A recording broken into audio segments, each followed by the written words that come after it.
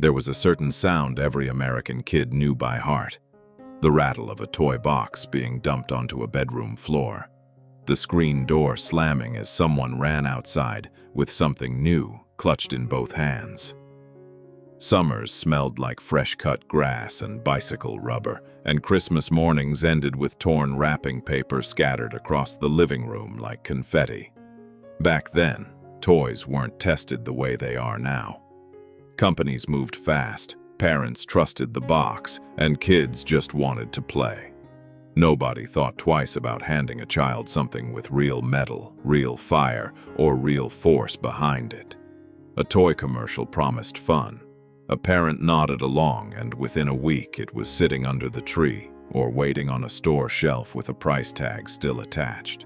Today we're looking back at 10 toys that seemed like harmless fun at the time, until doctors, parents, and eventually the government stepped in. Some were pulled quietly, disappearing from catalogs without much explanation. Others made headlines, sparked hearings, and changed the way toys were made for decades afterward. All of them tell us something about how childhood used to work, back when adventure came before caution. Let's begin with number 10. Number 10. Water Wiggle. Whammos. Water Wiggle hit backyards in the early 1970s, a bright rubber attachment that clipped onto the end of a garden hose. It had a painted, smiling face on top, and once the water was turned on, it whipped and thrashed unpredictably across the lawn, spraying anyone brave enough to get close. On a hot afternoon, that hose was the closest thing to a swimming pool most families had. Kids in swimsuits chased the wiggling toy barefoot across freshly cut grass, diving for it, missing and diving again while their laughter carried over fences into the next yard. Mothers watched from lawn chairs with glasses of iced tea, and the whole street seemed to smell like wet grass and sunscreen. The trouble was hidden underneath: a rigid plastic spike designed to anchor the toy into the soil, sometimes flipped upright as the hose twisted and thrashed. When it did, that spike could strike a child directly in the face or eyes as they lunged toward the spray, turning a moment of pure joy into a trip to the emergency room. Reports of eye injuries began reaching doctors and safety groups throughout the decade, enough that the newly formed Consumer Product Safety Commission took notice. By 1978, the agency pushed for its removal from the market, and Wham-O quietly pulled the toy from store shelves without much fanfare. It's the kind of toy that made perfect sense in a decade when a garden hose was basically summer itself, right up until someone got hurt badly enough that nobody could look away anymore. Not every backyard danger came from water, though. Some came from what looked like an ordinary tool for cleaning up the yard, repurposed into a game the whole family could play. Number 9. Lawn darts. Lawn darts, often sold under the brand name Jarts, turned ordinary front yards into makeshift horseshoe courts throughout the 1950s, 60s, and 70s. 2 plastic rings were tossed onto the grass at a distance, and players took turns lobbing weighted metal-tipped darts high into the sky, aiming to land inside the rings. It became a staple of the backyard cookout. Fathers manned the grill while the scent of hot dogs and charcoal drifted across the yard, and teenagers squared off for bragging rights, the darts arcing high overhead before thudding into the earth with a satisfying thunk. Neighbors leaned over the fence to watch, and it felt like exactly the kind of harmless family game that got handed down from one summer to the next without anyone questioning it. But those metal tips, heavy enough to stick firmly into soil, could just as easily puncture skin. Over the years, thousands of injuries were reported nationwide: cuts, punctures, and in the most tragic cases, injuries serious enough to prove fatal when a dart came down on a child who had wandered into the wrong spot at the wrong moment. After years of mounting pressure from parents and safety advocates, the U.S. Consumer Product Safety Commission formally banned the sale of lawn darts in 1988, closing the book on a backyard tradition that had lasted nearly 3 decades. Some families never got rid of their set. tucked away in a garage rafters or a basement shelf, a box of lawn darts still turns up now and then. A quiet, slightly uneasy reminder of cookouts long past. Number 8. Austin Magic Pistol. In the early 1950s, a toy gun promised something no ordinary cap gun could deliver. A real bang loud enough to rattle windows and turn heads across the yard. The Austin Magic Pistol worked using a small amount of calcium carbide and a few careful drops of water, triggering an actual chemical reaction inside the barrel that produced a spark, a puff of smoke, and a genuine explosion of sound. Boys loved it instantly. It felt less like a toy, pulled from a cardboard box, and more like something straight out of a Saturday matinee western, complete with real smoke curling from the muzzle after every shot. It didn't take long for retailers and parents to realize a children's toy probably shouldn't function like a miniature firearm chamber, complete with an actual chemical combustion process happening inches from a child's face. Complaints rolled in, some involving minor burns and startled reactions, and interest in the pistol cooled almost as quickly as it had caught fire. Within just a few years of its debut, the Austin Magic Pistol quietly disappeared from toy store shelves, its unique brand of chemistry set showmanship, proving too much even for an era that valued authenticity in a toy. It remains one of the strangest reminders of a time when "it feels just like the real thing" was considered a selling point rather than a warning label. While that pistol relied on chemistry to make its bang, another toy relied on something far simpler: real firepower, launched straight at an unsuspecting sibling across the living room. Number 7. Johnny Reb Cannon, released in 1959, timed perfectly with the growing national excitement surrounding the Civil War centennial. The Johnny Reb Cannon let kids load a hard plastic shell into its barrel and fire it clear across the room. A spring-loaded mechanism inside provided genuine force, strong enough to send couch cushions flying and, occasionally, leave a small welt on whoever happened to be standing in the way. Living rooms across the country became makeshift battlefields on rainy afternoons. Brothers ducked behind armchairs, reloaded behind the couch, and popped up just long enough to fire before diving for cover again. The cannon's satisfying recoil and loud plastic pop made it one of the most requested toys of the holiday season, appearing under countless Christmas trees painted in gray and gold. As with so many toys of that era, the excitement outpaced the caution. Reports of eye injuries and skin welts began reaching concerned parents, and while nothing approaching today's recall system existed yet, word spread through neighborhoods and parenting circles the way it always had, quietly, one conversation at a time. Production slowed, then stopped altogether within a few short years. It's remembered fondly today by the boys who once staged living room battles with it, even if their mothers, picking couch cushions up off the floor for the 100th time, remember the whole affair rather differently. Not every dangerous toy involved projectiles flying across a room. Some involved heat and a chemistry set that came a little too close to real, honest-to-goodness nuclear science. Number 6. Gilbert, U-238 Atomic Energy Lab. In 1951, at the very height of America's fascination with atomic power and the promise of a science-driven future, the A.C. Gilbert Company released a chemistry set unlike anything before or since. Tucked inside its box sat actual low-level uranium ore samples, a small working Geiger counter, and an instruction booklet illustrated with confident, forward-looking atomic imagery. For a curious child, it felt like holding the future in their own two hands.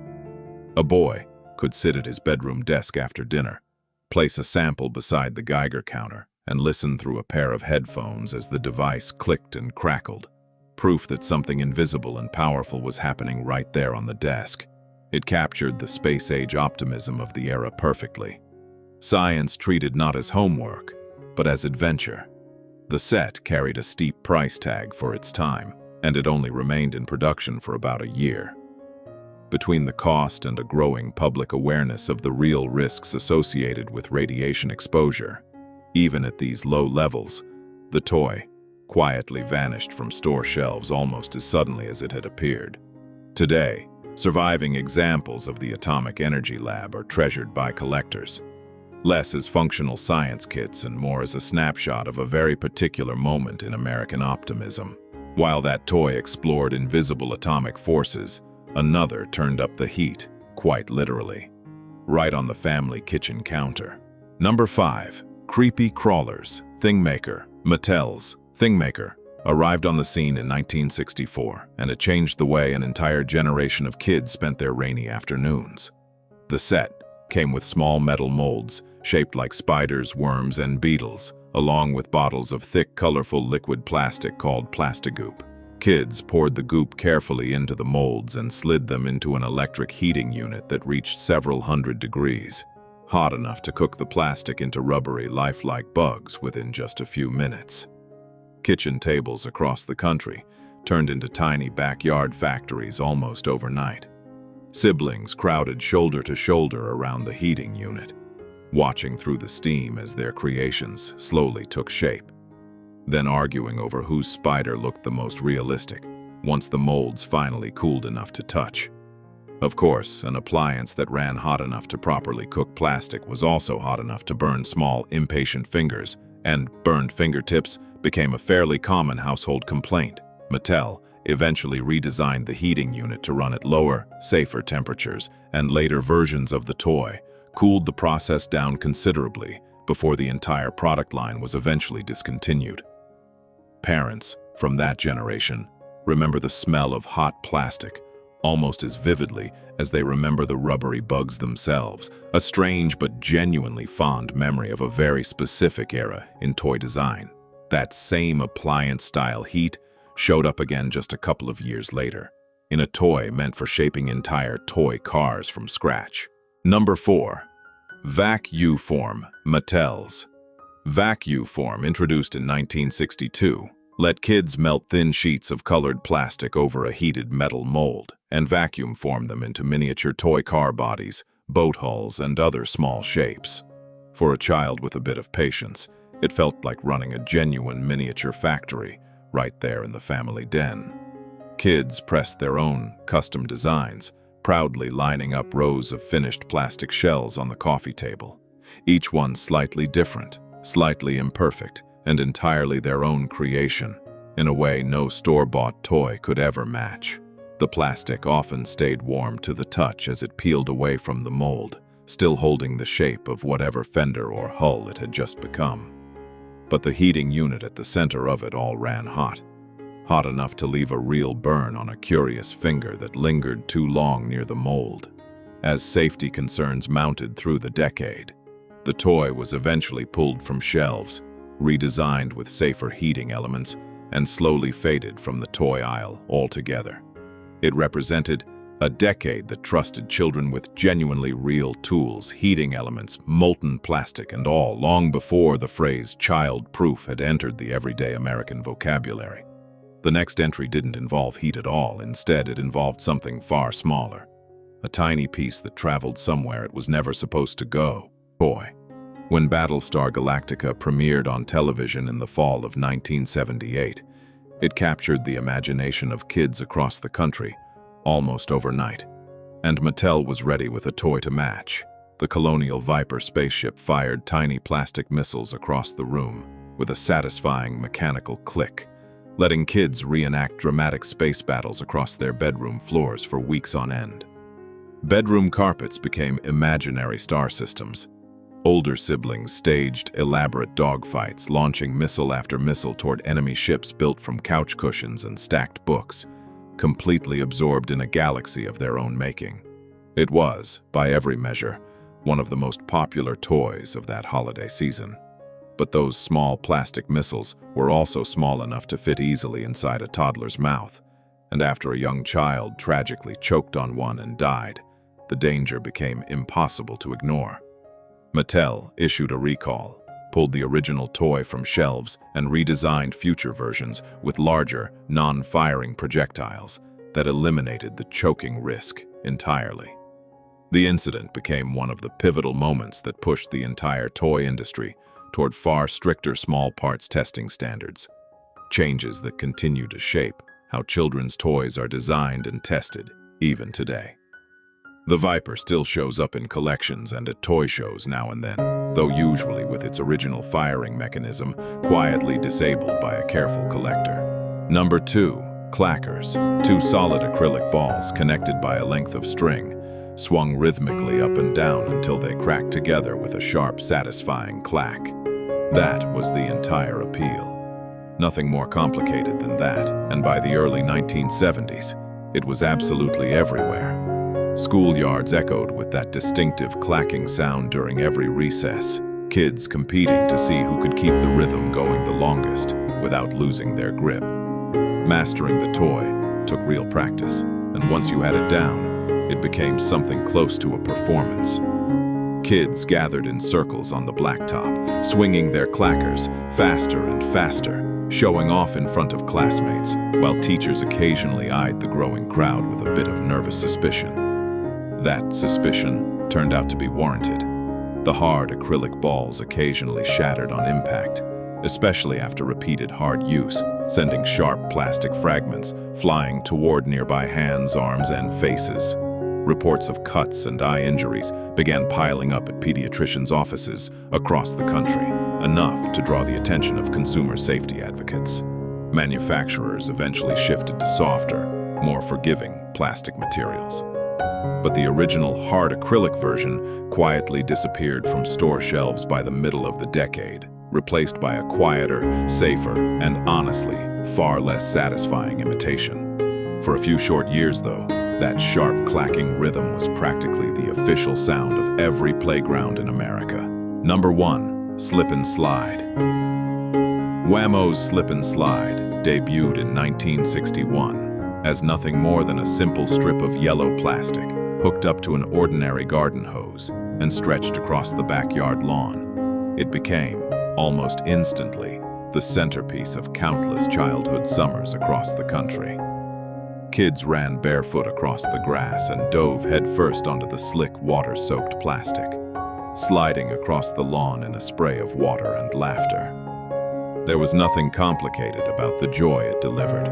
No batteries, no assembly beyond attaching a hose, just cold water, warm sunshine, and a strip of plastic that turned an ordinary Tuesday afternoon into something worth remembering. Entire neighborhoods of kids lined up in backyards from coast to coast, waiting their turn as mothers called out from the porch that dinner would be ready soon. The trouble came later, and it came from an unexpected direction. As the toy grew more popular, teenagers and even adults began joining in, diving with far more force and far more body weight than the toy had ever been designed to handle. A number of serious neck and spinal injuries were reported among older users who misjudged their dive, and Wham-O eventually added clear warnings restricting the product to younger children. Even with those changes, it remains one of the most beloved backyard toys ever made. A bright yellow strip of plastic that still gets pulled out of garages every summer. It stands as a gentle reminder that the simplest joys and the greatest risks don't always arrive separately. Sometimes they show up together, right there on the same sunny afternoon. Outro. These toys weren't reckless inventions dreamed up carelessly. They were products of a hopeful, fast-moving era that trusted imagination over caution, an era where the future felt exciting enough that a little risk seemed worth it. Each one gave a generation of kids a genuine thrill, right up until someone learned the hard way exactly why the rules that followed were needed in the first place. Looking back, these stories remind us how much childhood quietly changed behind the scenes, shaped by worried parents, careful doctors, and safety commissions, all working, often slowly and without much fanfare, to protect the next generation of kids at play. So, tell us in the comments, which one of these did you actually own growing up? Which one do you still wish you had tucked away somewhere in your garage? If you enjoyed this trip through America's Toy Box, subscribe and turn on notifications for more from American Scrapbook. Some memories never really disappear. They simply wait quietly for someone to turn the page.